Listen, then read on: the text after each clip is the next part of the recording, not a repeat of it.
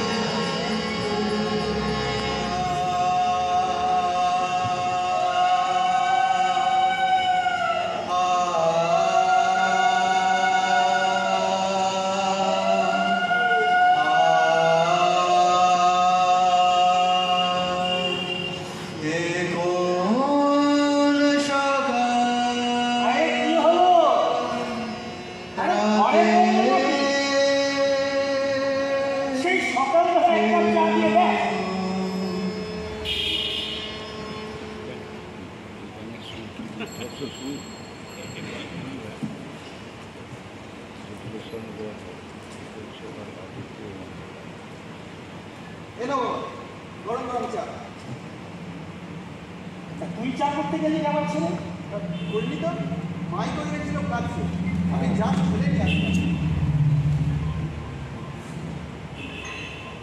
লাট সাহেব উঠেছে না তোমার মাঝ রাতে স্বপ্ন দেখছে? তুমি খাও, আমি দেখে আসছি।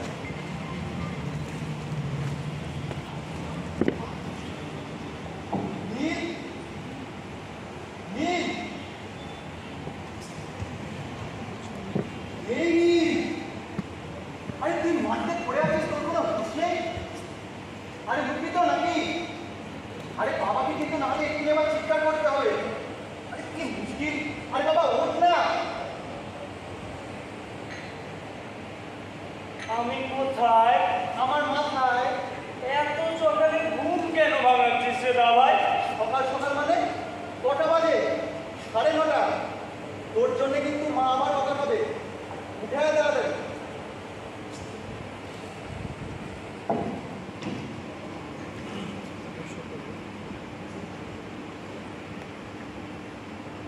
দেখছি সমন করে ওই একটু দেখছিলাম আমি।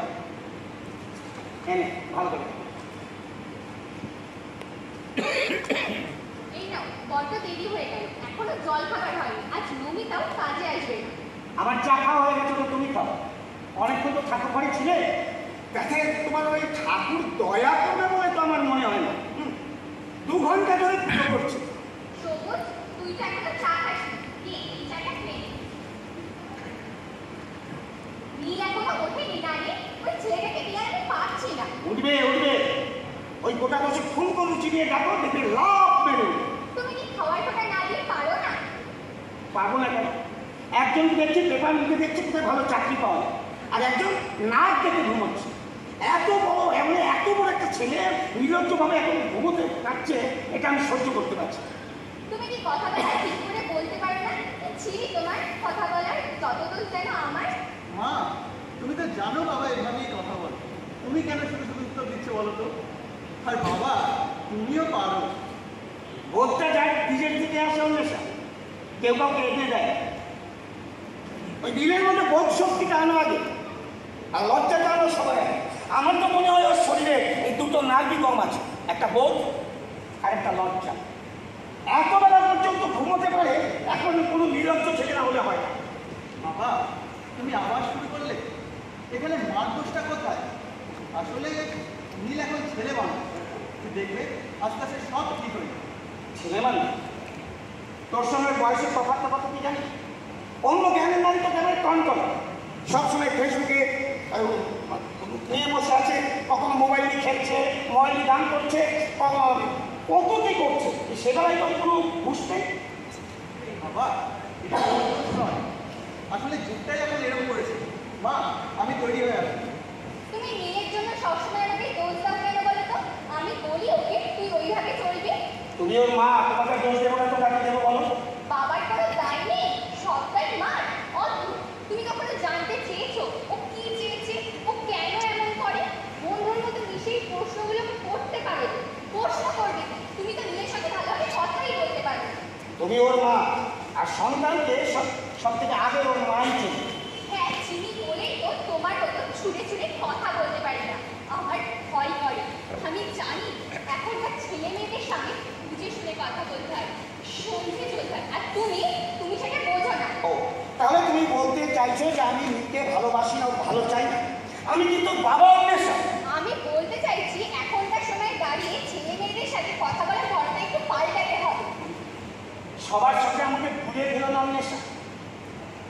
সংসারে তোমাদেরকে টাকা দিয়ে কিন্তু আমি আমার দায়িত্ব শেষ বলে মনে করি না। আমি কিন্তু ছেলেদের উপরে সবসময় নজর রাখি। হ্যাঁ, আমি জানি এই সময়টা খুব খারাপ, যে কোনো সময় পা হটকে যেতে পারে, তাই সাবধান করি। আমি কখনো ইচ্ছে করে আমি ওদের উপর কিছু জোর করে চাকরি করি। আমি কখনো বিশ্বাস করি না যে একজন ডাক্তারের ছেলে ডাক্তারই হবে, একজন মাস্টারের ছেলে মাস্টার। যার যতটুকু যোগ্যতা সে ততটুকু। হ্যাঁ অন্বেষা, আমরা খুব খারাপ সময় মধ্যে চলছি, খুব খারাপ সময়।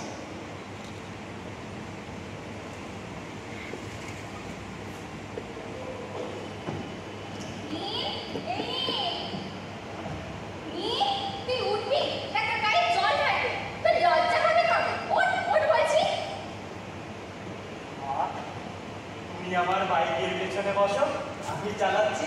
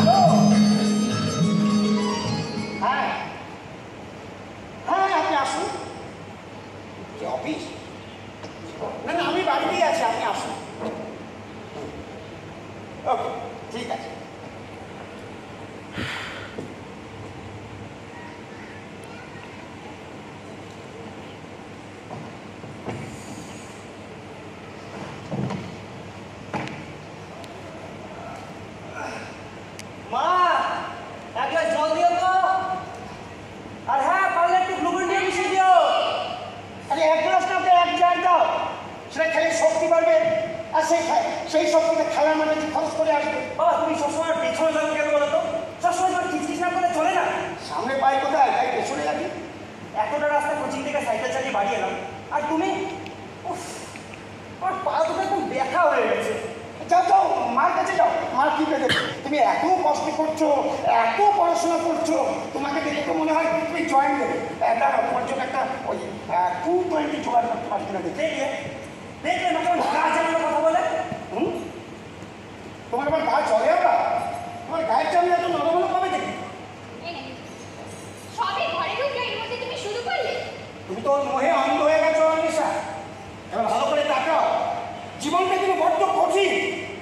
এখন থেকে না বুঝলে বুঝবে কবে থেকে? আরে বাবা, বুঝার অনেক সময় পড়ে আছে। আর তোমরাই তো বলো খেলাধুলা করলে নাকি শরীর মন দুটোই ভালো, তাই তো খেলাধুলা করি। ও, তারপর তোমার বাবা, আরে বাবা তোমার কাছে তো একটাই চাওয়া, একটু মন দিয়ে পড়াশোনা করে আমাদের শান্তি দিতে পারো না? তুমি না ঘরে থাকলে ঝামেলা শুরু করবে, রবিবারটা আসলে আবার মাথাটা গরম হয়ে যায়। ওর তো মাথাটা আবার গরম, আর ইন্টারন্যাশনাল মাথা তো এই মাঝে মাঝে গরম হয়ে যায়। তুমি একটু চুপ করো না, ওখানে দুজনে খেলায় আমি আবার পাগল হয়ে যাবো। বাবার সঙ্গে কেমন ব্যবহার করো দেখি, সব তোমার জন্য। তুমি লাই দিয়ে আমার মাথাটা খেয়েছি। আমার ছেলেটাকে নিয়ে বকাবকি শুরু করে দিলাম না। তোমাদের না বলে বলে পারি না, ওই বকাবকি করে কিছু হবে না। অনেকদিন পরেনি আবার। তোদের জন্য মনটা খারাপ লাগছিল তাই চলে এলাম, আর কলকাতায় দু একটা কাজ আছে, একেবারে সেরে যাবো।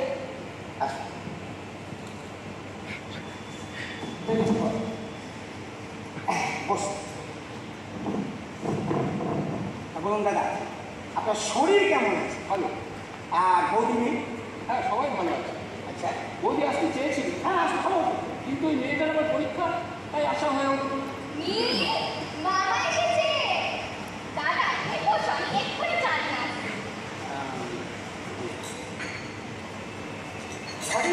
মামা, কেমন আছো? খেয়ে তো মনে হচ্ছে বিন্দাস আছো। আরে বাহ, কি ড্রেস দিয়েছে মাইরে। আমি ভালো আছি, তুই কেমন আছিস? ও ভালো আছে, দেখে বুঝতে পারছেন না? দিলু বেটা, পড়াশোনা কেমন হচ্ছে?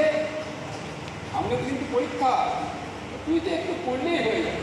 এইটুকু পড়ে বাবাকে একটু শান্ত রাখতে পারিস না? না, আমাকে খুব শান্ত লাগছে। কখনো বিছানা থেকে পড়ে যাচ্ছে, কখনো পরে পড়ে যাচ্ছে, আর আবার কখনো দাঁড়িয়ে দাঁড়িয়েও পড়ে। বাবা, দেখেছি বাবা আবার কিছু করেছে, আমাকে ঘরে থাকতে দেবে। ঘরে কেন নতুন আস্তানা খুঁজে পেয়েছে না? দাদা ভাইয়ের সঙ্গে তোমরা এমন কথা বলো না, আমার সঙ্গে একটু মিষ্টি মিষ্টি করে কথা বলতে তোমরা পারো না? ও তাই তারা ওই এমনি তো বেরোবে না, এই এক শিশু মধু খেয়ে দেখি, তারপরে মিষ্টি মিষ্টি কথা বেরোবে কিনা কি বলো। আচ্ছা মামা, এই পড়াশোনা জিনিসটাকে চালু করেছে বলো তো? এটাকে কেটে না কি করতিস? কথাগুলো শুনেছে মামা, রবীন্দ্রনাথ শুনেছি কি এর কি কোনো স্কুলেই যাবে না, কিন্তু দেখো সুন্দর গান, কবিতা, নাটক দিকে ফেমাস হয়ে গেছে। আরে পাগল, আমি যদি ওনার মতো হতে পারতাম। আরে পাগল, রবি ঠাকুর স্কুলে যাননি বলে কি কোনোদিন পড়াশোনা করেনি? তুই কি জানিস, সুন্দর স্বপ্ন কোনো মানুষ পুরো দেখতে পারে না। স্বপ্ন শেষ হওয়ার আগে ঘুম ভেঙে যায়, তাই স্বপ্ন ছেড়ে বাস্তবে মানতে পারো কি? দাদা, এই নাও চা। ইয়ে, বাবা শুনছো তাই না?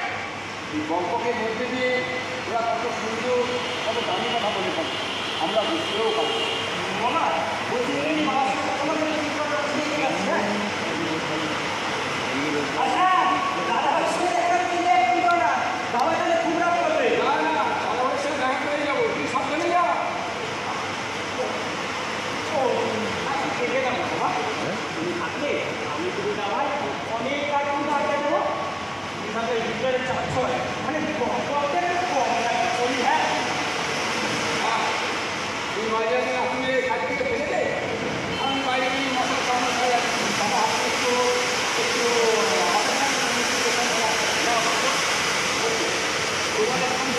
আমার কথার কথা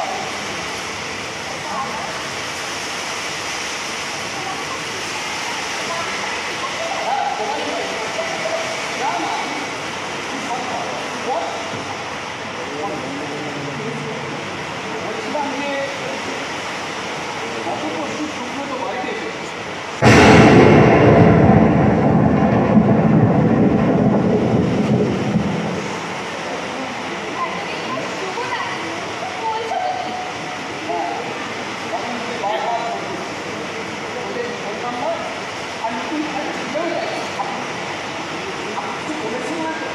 আমি অনেক করে এগিয়ে গেছি, কিন্তু গত পরশু একটা বাড়িতে এসে কি